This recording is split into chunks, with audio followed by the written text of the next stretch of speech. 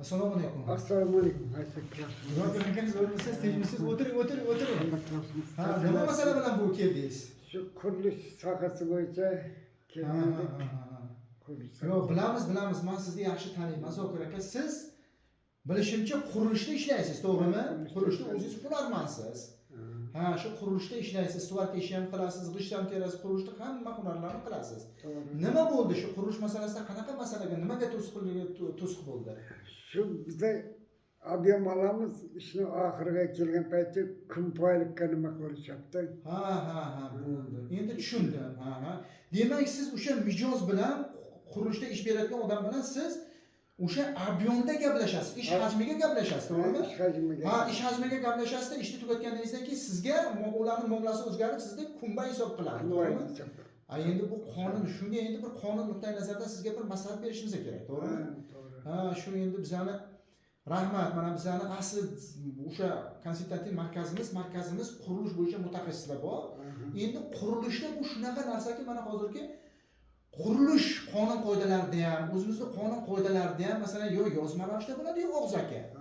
Demak, siz ob'yomda gaplashgan bo'lgan bo'lsangiz, ob'yomni aytgan shu planirovka chertyoji bo'yicha qilgan bo'lsangiz, sizga albatta ular qonun nuqtai nazaridan ob'yomga to'lash kerak.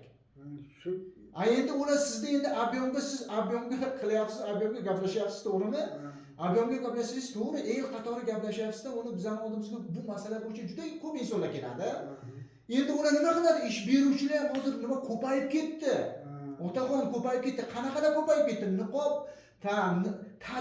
tadbirkor niqob ostidagi mashinliklar ko'payib ketdi.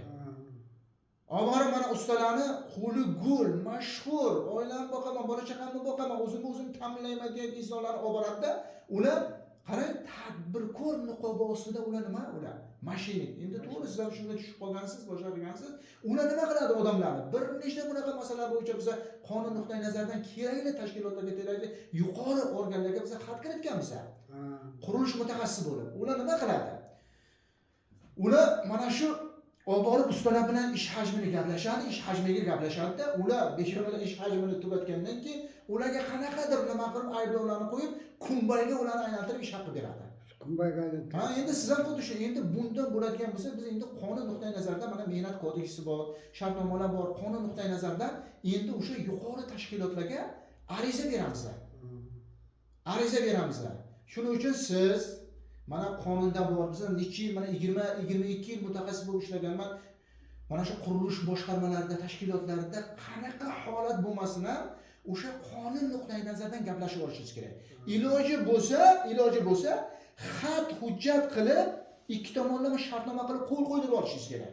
Yo'q, xat hujjat. Endi xat hujjat qilmagansiz, lekin baribir ham inson sifatida og'zaki murojaat bor, og'zaki bir kelishuv bor, to'g'rimi? To'g'ri. Ha, og'zaki kelishuv bo'lgandan keyin baribir ham mana shunga sizga qanaqadir pullarni kam berish maqsadida kunbaga aylantirib beryapti, to'g'rimi?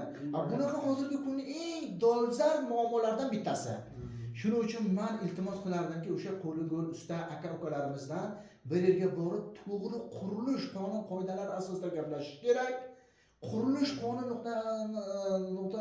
qonun asosida ishni topshirish kerak, unda haq olish. Agar bu qurilish qonun nuqtai asosida u pul bermasa, kerakli tashkilotlarga mana davlatimiz, hukumatimiz qonun bor, o'zimizning kodeksimiz bor.